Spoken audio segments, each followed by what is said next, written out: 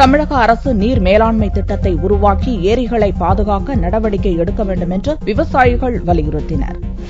தமிழக ஏரி மற்றும் ஆற்றுப்பாசன விவசாயிகள் சங்கத்தின் மாநில தலைவர் விஸ்வநாதன் திருச்சியில் செய்தியாளர்களை சந்தித்தார். தமிழகத்தில் 42,000 ஏரிகள் உள்ளன. இதில் 13,779 ஏரிகள் பொதுப்பணித்துறை கட்டுப்பாட்டில் உள்ளது. ஆனால் பெரும்பாலான ஏரிகள் ஆக்கிரமிப்பு மற்றும் தூர்வாரப்படாமல் உள்ளன. தமிழகத்தில் உள்ள 2,000 பெரிய ஏரிகளை தூர்வாரி பராமரித்தாலே 500 TMC அளவிலான மழைநீரை தேக்கி வைக்க முடியும் என்று தெரிவித்தவர், 2007ஆம் ஆண்டு கொண்டுவரப்பட்ட ஏரிகள் பாதுகாப்பு சட்டத்தை பயன்படுத்தி ஏரிகளை பாதுகாக்கவும் தூர்வாரவும் ஆக்கிரமிப்புகளை அகற்றவும் தமிழக அரசு உடனடியாக நடவடிக்கை எடுக்க வேண்டும் என்றும் வலியுறுத்தினார். தமிழகத்தில் ஏறத்தாழ 42,000 ஏரிகளுக்கு மேல உள்ளது.